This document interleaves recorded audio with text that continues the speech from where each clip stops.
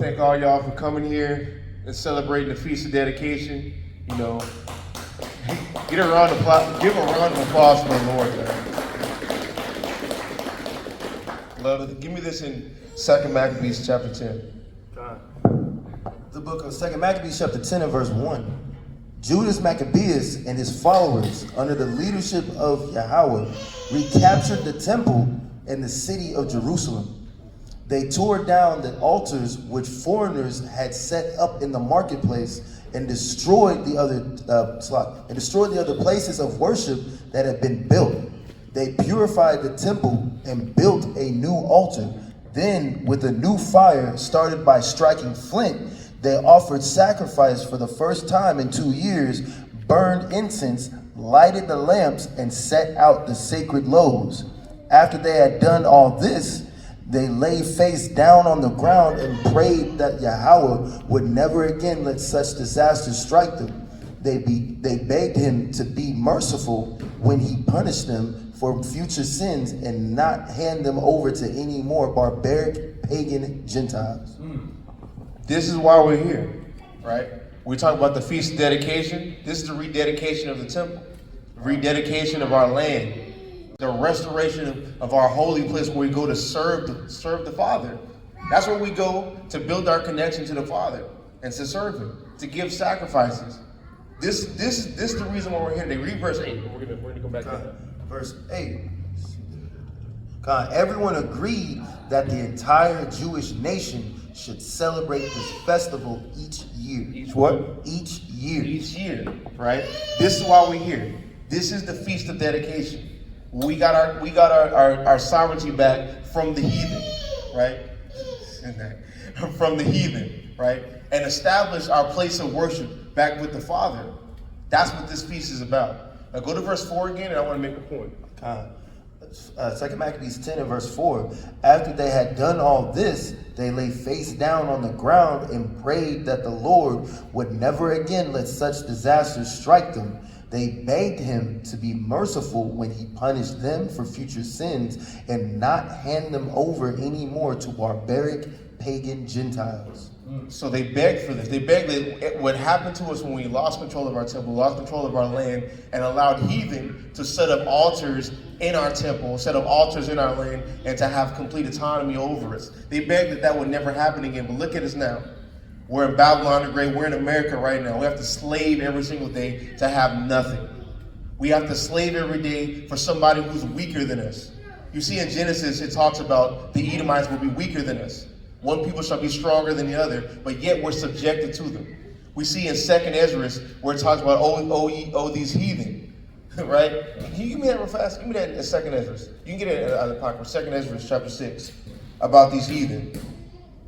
We're ruled over people who can wake up one day and decide they want to be a woman. Wake up one day and decide they want to be a man. They have gender fluidity, right? The weakest people on the planet. The book of 2nd Ezra chapter 6 and verse 57. And now, O Lord, behold, these heathen, which have ever been reputed as nothing, have begun to be lords over us and to devour us. The people who can, like I said before, the people who woke up and want to be like, I want to be a woman or I want to be a man, right? People who is completely subjected to their wives, subjected to their women, people who go out in the sun and die.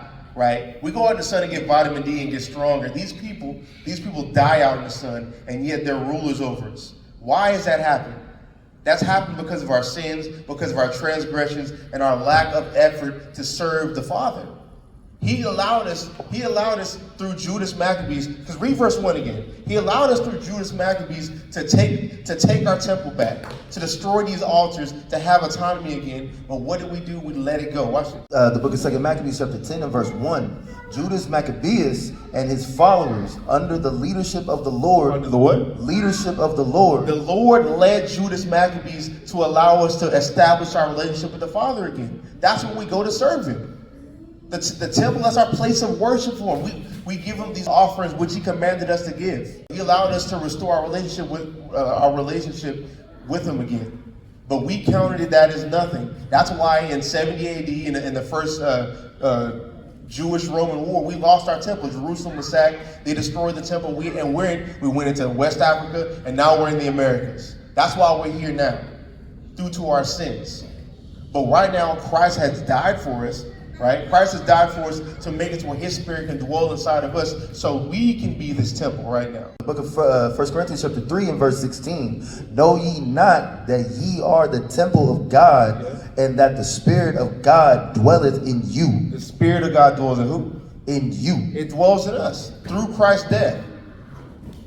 Through Christ's death, the Spirit dwells in us so that we can be this temple while we don't have a physical temple. Each and every one of us makes up a brick and a pillar of this temple, this spiritual temple that we have. Right? You got that? The book of 1 Peter chapter 2 and verse 5.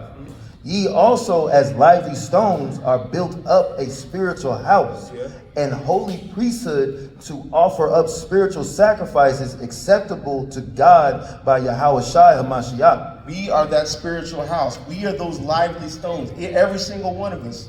The Spirit dwells inside. Oh, Lord. This is why I don't let people use my Bible. Oh, Lord. All right. I was saying before is every single one of us represents a stone in that spiritual temple right now. The Spirit of the Lord dwells in us. That's why we're celebrating this high holy day. While the world is celebrating Christmas, they're going to celebrate Thanksgiving, they're going to celebrate every other holiday, right? But you're celebrating the holiday which the Father left for you. Through the leadership of Judas Maccabees, through the holiday that was established, that we had our autonomy back again and had our temple and rededicated. So right now, what we need to do is actually start showing effort and give the Lord a reason to establish us again. We see World War III happening. We see Vladimir Putin doing what he's doing. We see Iran doing what they're doing. We're seeing the BRICS nations doing what they're doing. And all of that is going to lead to our salvation. That's right. All of that is going to lead to our salvation. So we need to be showing forth the effort. We represent this spiritual temple, right? Give me 2 Corinthians chapter 13, verse 5. Right? Because we talk about the prophecies. We talk about the prophecies about, like, the BRICS nations, Ezekiel 38. We've been reading that damn near for months. What's up? 13:5. Right? We've been reading that damn near for months. But what we need to do while this is going on, we need to examine ourselves. We need to rededicate our temple back to the Father. And we're that spiritual temple, we need to rededicate ourselves on a consistent basis. You see in Romans chapter 12, verse 2, where it talks about renewing your mind every single day, right? I'm gonna read that real fast. You stay where you at. I didn't add this to my lesson, but now I'm talking about it. Romans 12, verse 2, it says, and be not conformed to this world, but be ye transformed by the renewing of your mind, that ye may prove what is that good and acceptable and perfect will of God, right? Y'all are doing that right now. Like I said before, the world is celebrating Thanksgiving this week, this month. Next month, they'll be celebrating Christmas. After that, they'll be celebrating Easter. And all these random, they're high holy days, right? They're evil, folly days. While they're celebrating those, y'all have converted y'all's will to what the Father's will is and celebrating his holy days. That's what y'all are doing. That's what we need to do. What do you have? Go ahead. The book of Isaiah chapter 1 and verse 16. Wash you, make you clean. Put away the evil of your doings from before mine eyes. Cease to do evil. Cease to do what? Cease to do evil. Keep going. Learn to do well. Seek judgment. Relieve the oppressed. Judge the fatherless. Plead for the widow. Come now and let us reason together, saith Yahweh. And that's what we need to do. Come let us reason together with Yahweh. Go ahead. Though your sins be as scarlet, they shall be as white as snow. Though they be red like crimson, they shall be as wool. Though your sins be as scarlet, they'll be white. They'll be white again. We will have redemption, right? But the point I wanted to make off of that's why I wanted to read all the way to verse 18. We need to come reason with the Father, right? The Father wants us to go to the highways and byways every single week, right? And even that is not even enough. I'm 30 years old right now, right? I came in this truth when I was 22 going on 23. For them 22 years, I was a wicked nigga. A lot of us were wicked niggas before we came into this truth. We've racked up a whole laundry list of sins. We've done X, Y, and Z to our brothers, to our families, to our mothers, and to our fathers, right? Can you take Josiah out there? Take Josiah. I knew he's gonna act up, right? We've done X, Y, and Z to our family members, to our friends, to our brothers, to our people, right? What we're doing right now, going out to the streets one time a week, or teaching a class one time a week, that's not enough. We have to show forth effort. We have to actually push and haste for the end of this kingdom. That's right. And that requires work. That requires maybe working a little bit harder to where you can afford a school. Taking time off to where you can go to another city, right? To teach the people who haven't heard it. That requires the work that you see like in Acts, like what Paul did. Paul went from city to city to city getting his ass beat. Like y'all ever read Acts and just see what Paul went through? Just ass whooped consistently, bro. Almost got killed by a mob several times. Yeah, and then somebody will look at you crazy when you say you got to go to another city that's 4 hours away, right? To teach people who haven't heard the word. I'm trying to get up out of this place. I'm trying to show forth this effort and show the Father that I'm thankful that He woke me up out of this sleep. Because all of our people are in this sleep. Y'all should count yourselves blessed that y'all know this truth. That y'all are the person who stopped at camp. Y'all are the person who saw videos like, you know what? I need to start doing this because God says so. That's effort. And then after doing that, pushing it as hard as you possibly can. That's what this is about. Because we're on the final lap. We on the what's that? The doomsday clock? The doomsday clock. We like a minute away from midnight, bro. Seconds away from midnight. We almost out of here. So we need to be pushing forth and putting up this damn effort, bro. That's what I'm trying to bring out to y'all. We need to be showing forth effort. Give me this in 2 Corinthians. We haven't brought this out yet. The book of 2 Corinthians chapter 13 and verse 5. Examine yourselves whether ye be in the faith. Prove your own selves. Know ye not your own selves how that Yahweh Shai Mashiach is in you, except ye be reprobates. And this is really, I honestly censored this lesson around this. We need to examine ourselves. Nobody knows y'all except y'all. Nobody knows y'all better except y'all. Y'all know what y'all do wrong. Y'all know what y'all need to work on. And what do you need to do? Work on it. Each and every one of us. There's 8 things I can rattle off to you right now that I need to work on. And if y'all can't think of anything, that's a problem. That's a problem. We haven't got those glorified bodies yet. We haven't been made it to we're like absolutely freaking, like we're just robotic in the law. Like there's things that we need to work on as people. We need to examine ourselves because like I said before, we are seconds from getting out of this place. We are seconds from getting out of this place. And you want to count yourselves worthy. You want to put on, therefore, the elect, like how Paul says. Like, and I say this all the time. Elder Tahar said this, right? I don't know if I'm the elect, but I'm damn sure going to be doing what the elect is doing. The elect is going to be pushing in this work. The elect is going to be sealing the elect, right? The elect is going to be doing things to show God that they actually care. The Father brought them out of the world, right? That's what we're supposed to be doing. So examine yourselves. Give me 2 Peter. So you got a precept? No, I got one. Yeah, Go ahead. Well, no, I got to pull one revelation. Go ahead. You say 2 Peter what? 2 Peter's 3 verse 10. The book of 2 Peter chapter 3 and verse 10. But the day of Yahweh will come as a thief in the night, in the which the heavens shall pass away with a great noise, and the elements shall melt with fervent heat. The earth also and the works that are therein shall be burned up. Shall be what? Shall be burned up. Now I brought this out. I brought this out literally yesterday. I brought this out in my Wednesday class too, right? The earth is going to be the earth's going to be destroyed here, bro. Right. America's going to be destroyed. On the adversaries of us, like the things you see in Psalms 83, all the enemies, Amalek, all of them are going to get brought low. That's right. We see that coming now, right? Read that verse again, and we're going to keep going. The book of 2 Peter, chapter 3 and verse 10. But the day of the Lord will come as a thief in the night, in the which the heavens shall pass away with a great noise, and the elements shall melt with fervent heat. The earth also and the works that are therein shall be burned up. Verse 11? Yeah. Seeing then that all these things shall be dissolved, what manner of persons ought ye to be in all holy conversation and godliness? What manner of person should you be in all holy conversation and godliness? Right? Conversation right there in the Greek is anastrophe. That means manner, your mannerism.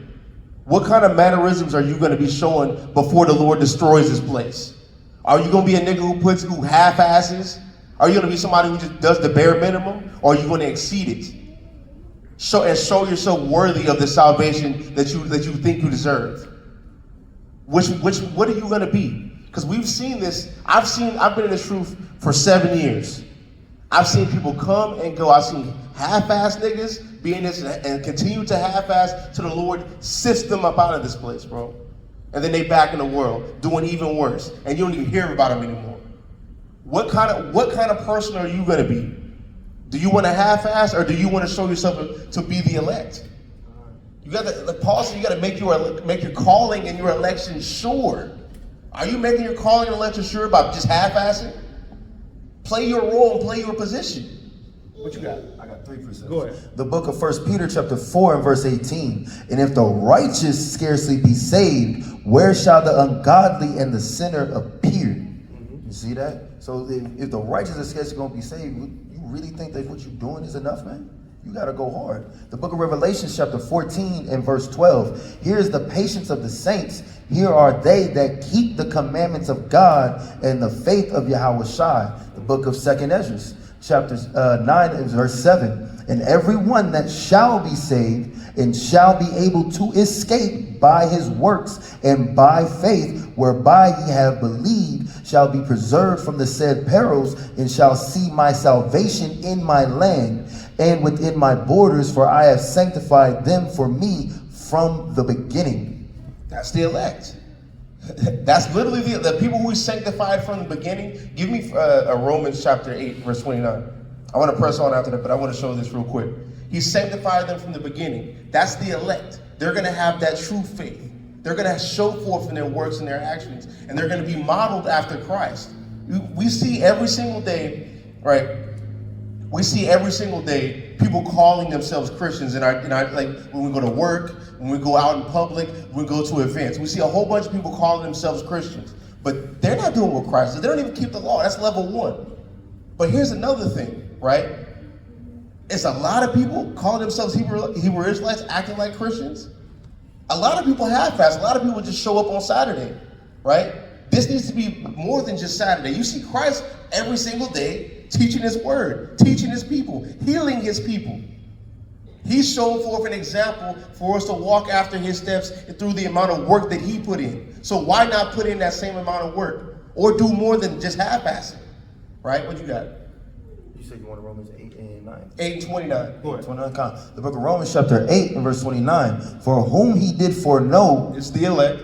he also did predestinate to be conformed to the image of his son, that he might be the firstborn among many brethren. So the people who's the elect, I'm just gonna make it simple. The people who is the elect, they're gonna be fashioned after Christ. You saw the amount of work Christ put in through the Gospels? We've seen that.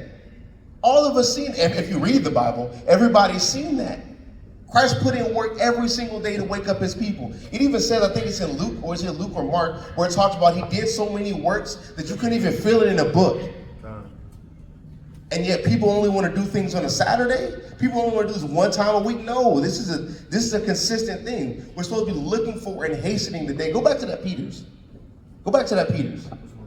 That 2 Peter 3, you stop at 12? I think you stopped at 12. Read verse 12.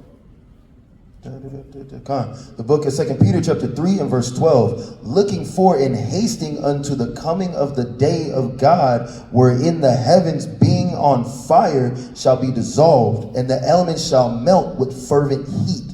Nevertheless, we, according to his promise, look for new heavens and a new earth, wherein dwelleth righteousness. And this is what I'm going to say right here, right? And this is the crux of the issue. Do y'all want the kingdom? Do y'all want the kingdom? Let's just be honest. Do y'all want to continue to slave for Esau and to have nothing? Do y'all want to continue to get pulled over and have your heart pound because you don't know if you're going to get shot? Do y'all want to continue in that, or do y'all want the kingdom? Because I'll tell you one thing, I want the kingdom. That's why I hasten the day. That's why I do this. This is why I'm pushing for us to have a school like this. This is why I'm pushing for us to go out into different places and do the same thing we see the apostles did in Acts. The same thing Christ did in the Gospels. The same thing the prophets did in Isaiah, Jeremiah, Ezekiel, all of them. This is what I push for. This is what I want out of everybody in this room. That's what I do this for. And if y'all don't want to be on that accord, you don't want the kingdom. Because that's what the people who want the kingdom want. That's how they're going to act. You got a precept? Go ahead. Con, this is the book of John chapter 21. I'm going to start at verse 15. So when they had dined, Yahushua said to Simon Peter, Simon, son of Jonas, lovest thou me more than these? He said unto him, Yea, Lord, thou knowest that I love thee. He said unto him, Feed my lambs. He said to him again the second time, Simon, son of Jonas, lovest thou me? He said unto him, Yea, Lord, thou knowest that I love thee. He said unto him, Feed my sheep. He said unto him a third time, Simon, son of Jonas, lovest thou me? Peter was grieved because he said unto him the third time, Lovest thou me? And he said unto him, Lord, thou knowest all things. Thou knowest that I love thee. Yahushua answered unto him, Feed my sheep. That's what Christ was about. He asked this man the same question over and over again. And what did he say? Feed my sheep. There's sheep in Dallas. There's sheep in San Antonio. There's sheep in Austin. There's sheep all over Texas. There's sheep in different various states. There's sheep everywhere. We have to feed his sheep. We got to get the hell up out of Babylon, bro. And the only way we're going to do it is putting in work. And before we can put any work, we have to have our mind renewed and do it on a daily basis. Y'all, everybody in this room knows what they need to do. How about we start doing it? Right? How about we start doing it? That's what this lesson's about. Just like how we got our temple back. Right, and we started renewing our temple, renewing our land, and having autonomy throughout. In the same fashion we did that, how about we do this? Knowing we're the spiritual temple, how about we get ourselves right, we get our kids right, and we push and play our positions like how we supposed to. Let's be 99 overall creative players, bro. That's right. Let's be 99 over. Let's not be a rookie where they give him like a 70 or 71. That's any nigga who want to just be an Israelite on Saturday, you just like a rookie on Madden. You was 71, 73 overall. I want y'all to be 99 overall. Right? That's what we pushing for. That's what this lesson's about. Call halal, but now Yahweh by Hashem Mashiach Malak Yahushua and Shalom. Shalom.